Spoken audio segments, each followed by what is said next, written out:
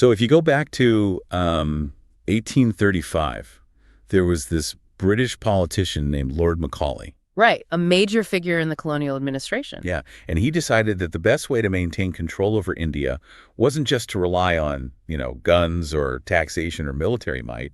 He proposed something far more insidious. He really wanted to overwrite the minds of the people living there. Exactly. His explicit goal was to build, like, an army of clones, a middle management class of locals who looked Indian but thought, spoke, and acted entirely British. Which is just a massive continent-spanning project in cultural engineering. It really is.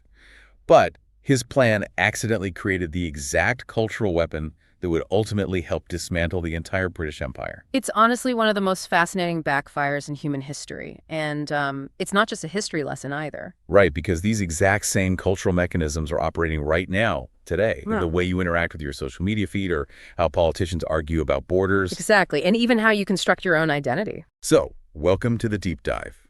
Today, we are attempting a massive translation project for you. We really are. We're looking at this comprehensive academic essay titled Homi K. Bhabha and the Architecture of Difference. And if you're a student of, cultural studies or sociology, Homi K. Bhabha is a name that commands immense respect.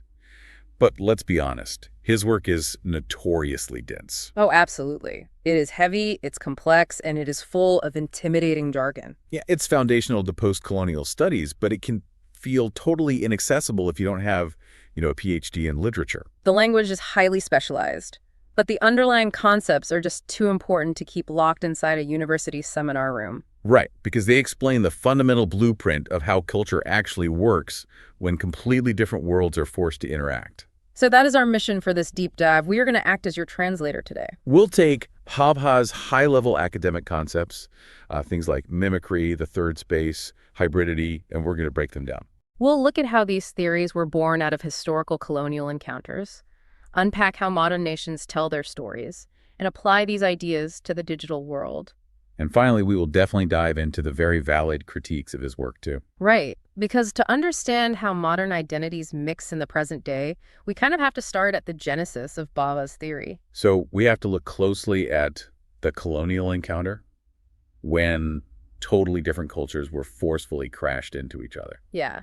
And when we usually talk about colonialism, the conversation tends to stay on the logistics, right? Like maps being drawn in European boardrooms or, military conquests. Exactly. The extraction of rubber or spices, brutal economic domination. But the sources point out that Bhabha approaches this differently. He draws heavily on thinkers like Antonio Gramsci, Frantz Fanon, and Edward Said. Right. To argue that colonialism was, at its core, a profound cultural project. Which is huge. We should probably pause and define what those thinkers bring to the table just to set the foundation. Yeah, good idea. So, from Gramsci, who's an Italian Marxist, we get the concept of cultural hegemony. Right, the idea that you can't hold power over a population long-term using only physical force. Because the police and the army are just too expensive. Yeah. And people will eventually rebel. To truly rule, you have to control the culture. You have to make your dominance seem like common sense. Exactly. Then you have Frantz Fanon, a psychiatrist from Martinique.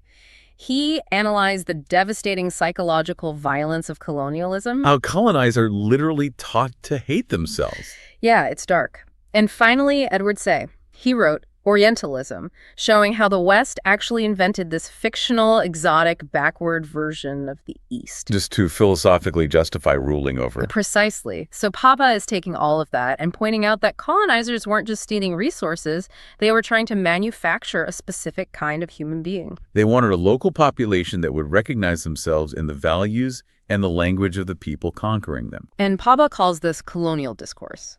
But the sources highlight a massive structural flaw in this whole project. Right. It creates what Bhabha calls ambivalence, this constant agonizing oscillation between attraction and repulsion. The mechanics of this ambivalence are brilliant, honestly. Think about the psychological state of the colonizer. Okay. On one hand, they absolutely need the colonized to be recognizable and marriageable. The academic term is legible. So, if you're a British magistrate trying to govern a massive province in India, you need the locals to speak your language. You need them to understand your property laws. your bureaucracy, your accounting systems. You desperately want them to be like you, just for the sheer administrative convenience of it. Exactly. But on the other hand, the entire moral justification for colonialism rests on the idea that the colonized are radically different. And fundamentally inferior. Because if they aren't backwards or savage, you have no philosophical justification for rolling in and taking their land. Precisely the trap. If the colonized become too similar to the colonizer, the justification for ruling them completely collapses. So the colonial authority is never actually stable. No, it's always haunted by its own contradictions. The colonial discourse is perpetually shifting its message. It's telling the colonized subject, like, you must become civilized like us. But wait, don't forget, you can never truly be like us because you're inherently different. It can never settle on solid ground. Okay, let's unpack this with a modern example. Imagine a deeply toxic workplace. Oh, I know where you're going with this. Right. You have a terrible boss who demands that you act exactly like them if you want to succeed. Nope. Dress in the same corporate style, talk with the same jargon. Manage projects exactly how they would. Yes. But this boss is secretly terrified that if you actually do become exactly like them, you're going to be so competent that you'll take their job. Right. So they constantly undermine you. They demand you emulate them, but the moment you do it well, they micromanage you and remind you that you just don't have, quote-unquote, executive presence. That captures the structural impossibility perfectly. The demands are inherently contradictory. They want a clone, but a permanently subordinate clone. Exactly. And this ambivalence isn't just a minor failure. Bhabha argues this is the exact crack in the system. Because the colonizer's discourse is unstable, right? Yeah. And so the identity they're trying to force onto the colonized is also unstable. It creates a space where the colonized person can finally find a sliver of agency. So the colonizer gives them impossible instructions, and in the failure of those instructions, resistance is born. Yes. Which brings us back to Lord Macaulay in 1835. Right. So if the colonizer's authority is already cracked by this impossible demand, what actually happens when the colonized subject follows the rules and perfectly imitates the colonizer? This is Bhabha's most famous concept, mimicry. Let's talk about Macaulay's Minute on Indian Education. It is one of the most chillingly explicit documents in the history of the British Empire. The East India Company needed a massive class of clerks and translators to run their extraction machine. And Macaulay explicitly stated that the goal of British education in India was to create a class of people, quote, Indian in blood and color, but English in taste, opinions, and intellect. He wanted to literally manufacture Englishness inside Indian subjects. And when the colonized subject successfully imitates the colonizer, Bhabha notes it creates this profound uncanny valley effect. He describes the mimic as almost the same, but not quite. I want to push back on this a bit, though, because when I first read about mimicry, I pictured like a sarcastic teenager mimicking a strict teacher. Oh, sure. They're doing exactly what they were told, sitting up straight, repeating the vocabulary, but they add a slight exaggeration, a little smirk. Right, which makes it a total mockery. Exactly. But in Bhabha's theory, does mimicry have to be an intentional act of rebellion? Like, does the colonized subject have to be trying to mock the colonizer for it to be subversive? The short answer is no, and that is actually what makes the theory so powerful. The subversion happens regardless of intent. Yeah. Bhabha refers to this as the menace of mimicry. A colonized subject could be earnestly trying to be the perfect English gentleman. Totally loyal to the crown. Completely sincere. Reading Shakespeare, drinking tea, practicing British common law. But the very fact that they can perform Englishness so perfectly is what is terrifying to the colonizer. Why is it terrifying if the person is doing exactly what they were asked to do? Because it shatters the colonizer's foundational myth. The colonizer desperately needs to believe that their culture, their Englishness or Frenchness, is a magical, inherent biological trait. Like it's in their DNA. Exactly. They want to believe it's the God-given essence of their superiority. But when they see an Indian subject flawlessly execute British legal maneuvers, they're hit with a horrifying realization. That their culture isn't an essence at all. It's not in their blood, it's just a performance. It's just a set of codes, behaviors, and texts. And if it's just a set of codes, anyone can learn it. It can be pirated. Exactly. It can be copied, parodied, and most dangerously turned against them. Wow. So when the colonizer looks at the mimic, they're looking in a mirror. But instead of seeing a flattering reflection, they see this disturbing, hollow distortion. They realize they don't even own their own culture. Mimicry upholds colonial authority on the surface, but perpetually undermines it underneath by exposing it as a fragile performance. And we can see this dynamic playing out today in how nations treat migrants. Right? Oh, constantly. Think about a migrant community facing intense pressure to assimilate.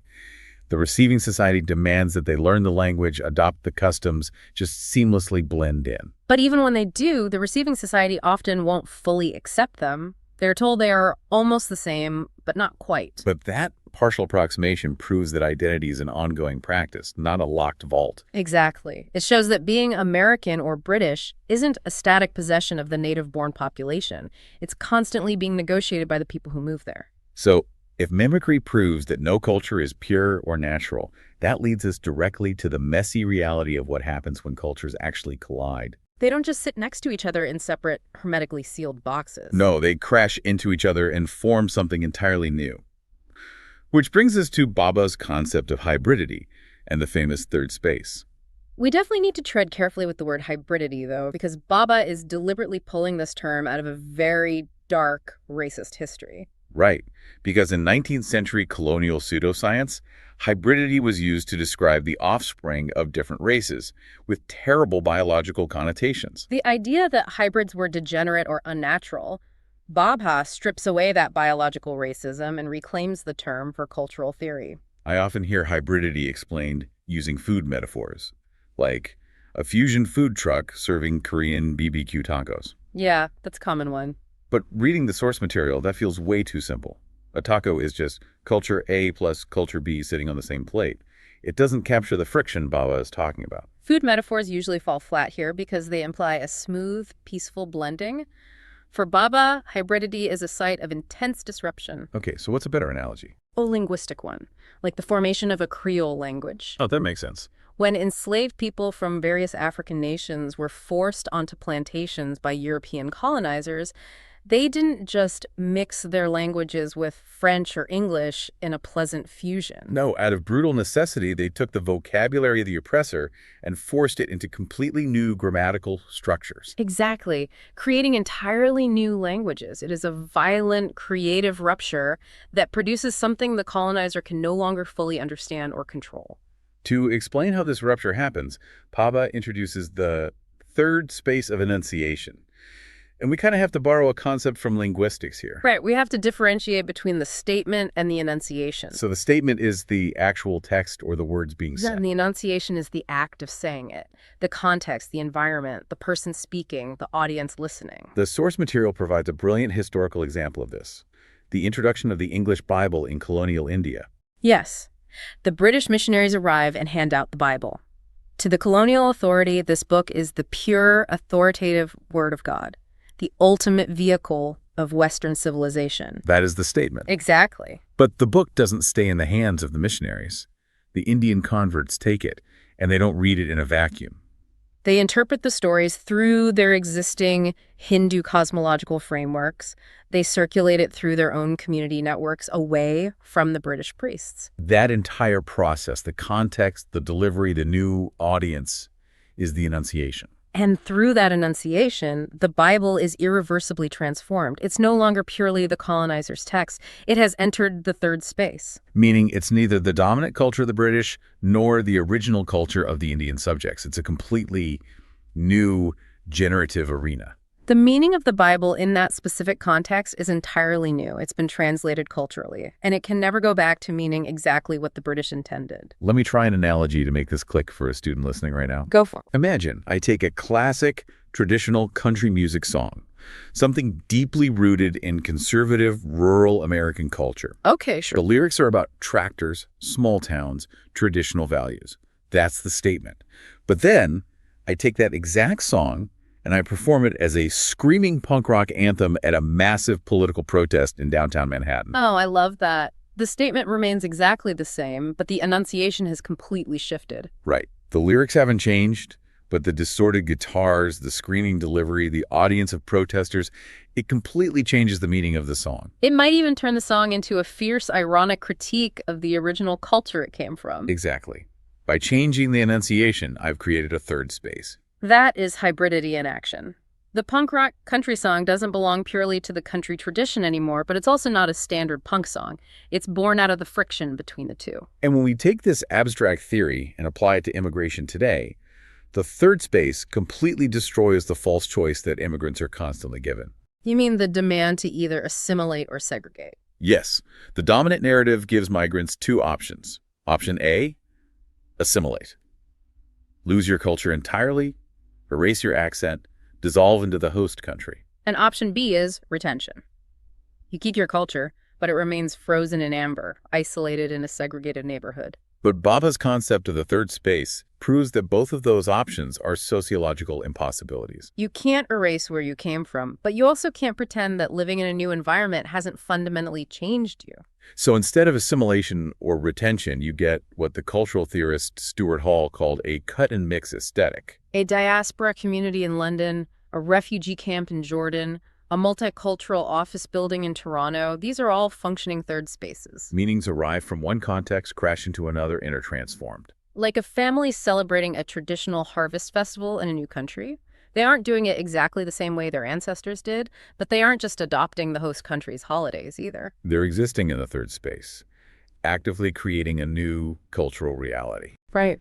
So we've established that individuals and communities are constantly creating these hybrid third spaces just by living their daily lives. It's the natural state of human interaction. But if that is the undeniable reality, why do countries try so hard to pretend these spaces don't exist? How do nation-states continuously try to enforce a singular, pure identity when it clearly doesn't match reality? This is a crucial pivot in Bhabha's work. He details this in an essay called Dissemination. Okay, let's get into it. He argues that the way a nation narrates itself, the way it tells the story of who we are, is always split into two conflicting modes. The nation is basically fighting a war with itself over its own identity. Exactly. He calls these two modes the pedagogical and the performative. Let's break those down. The pedagogical is the top-down, authoritative telling of history.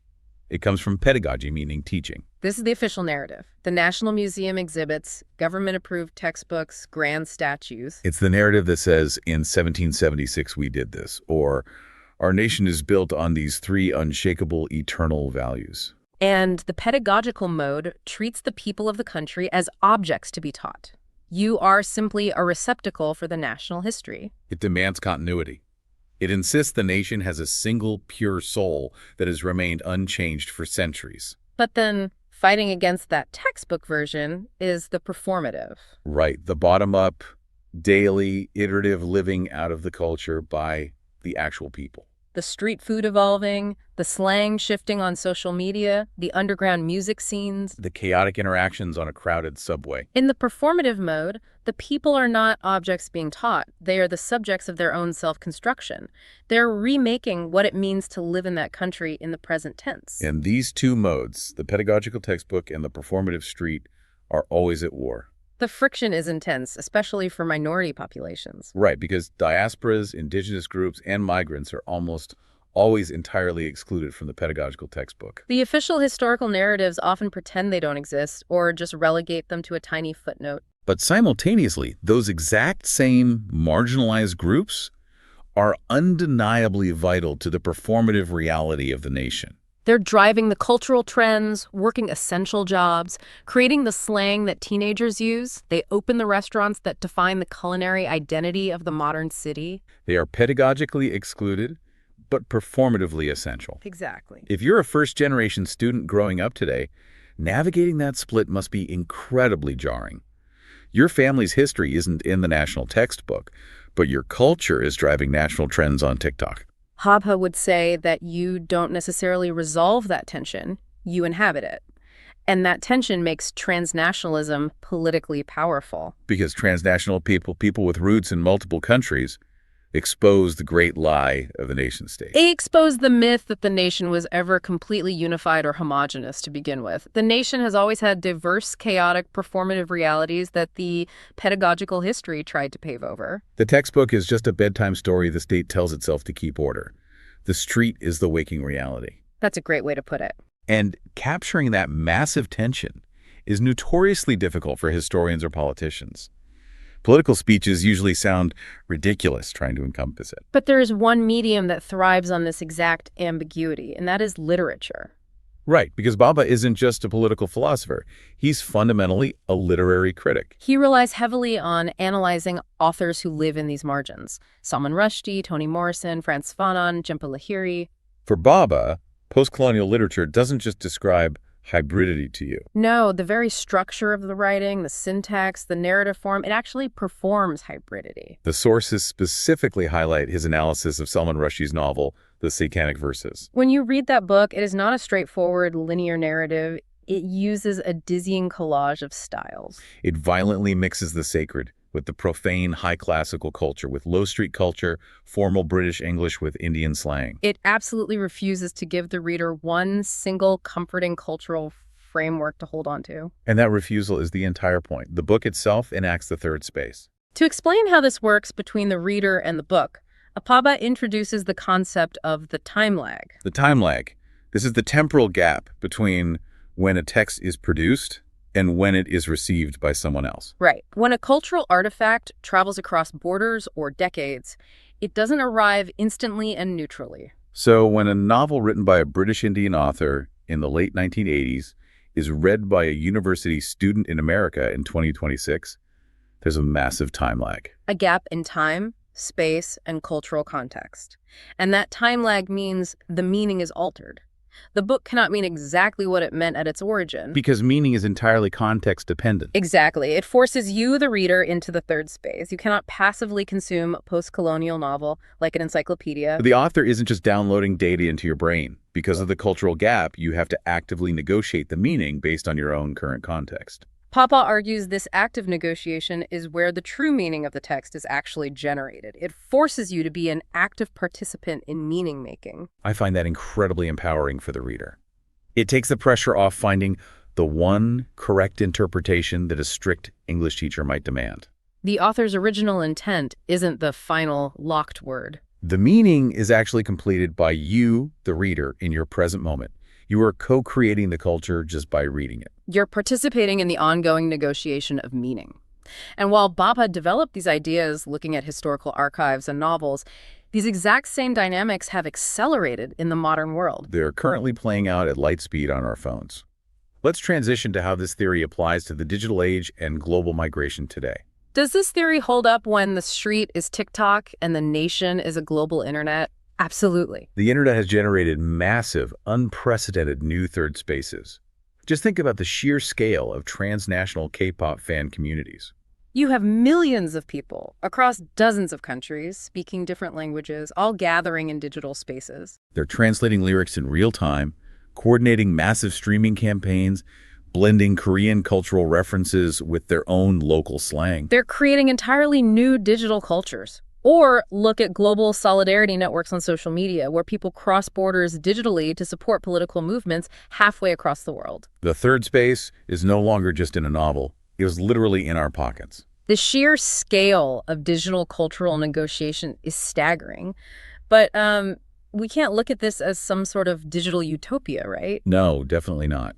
Digital technologies also bring terrifying new forms of surveillance and control. The third space online is heavily mediated by algorithmic filtering. It's subject to the platformization of culture, where massive tech corporations dictate what is seen and unseen based on profit motives. The digital third space is a highly surveilled, highly monetized space. And we really have to contrast that fast, borderless digital third space with the brutal physical reality of the contemporary border. This is where Bhabha's theory faces its harshest, most urgent test. Right, because for refugees, for asylum seekers, for irregular migrants, hybridity and cultural negotiation aren't happening in a comfortable classroom or on a fun fan forum. They are happening under extreme life-or-death duress.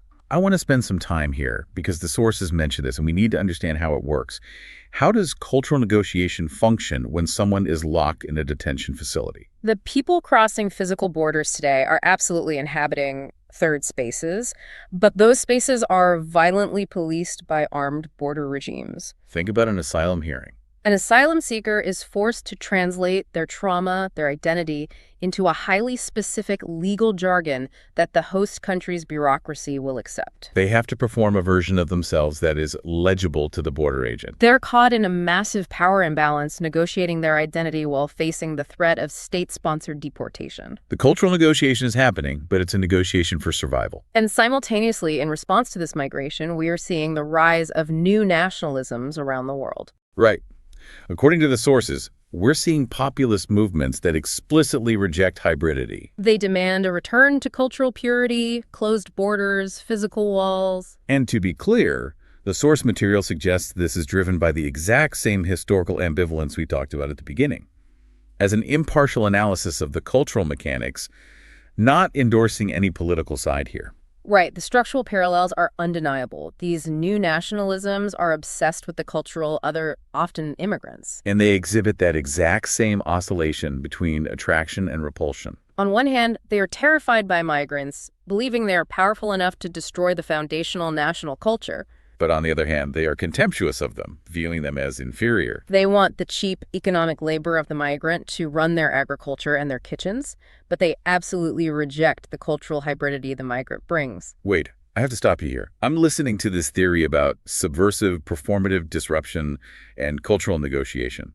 But if I am an undocumented worker locked in a detention center or picking strawberries for below minimum wage while facing the threat of deportation, this sounds like out-of-touch academic nonsense.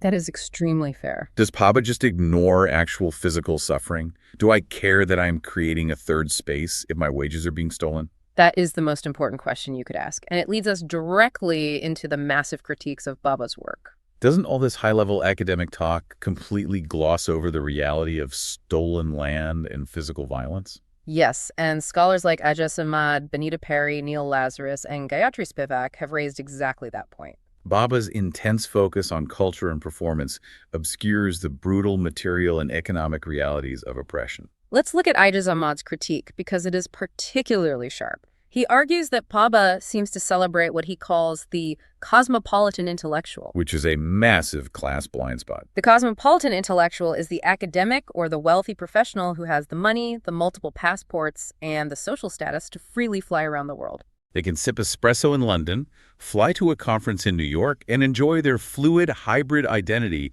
as a badge of honor. Ahmad is essentially saying that this kind of hybridity is a luxury item. It completely ignores class.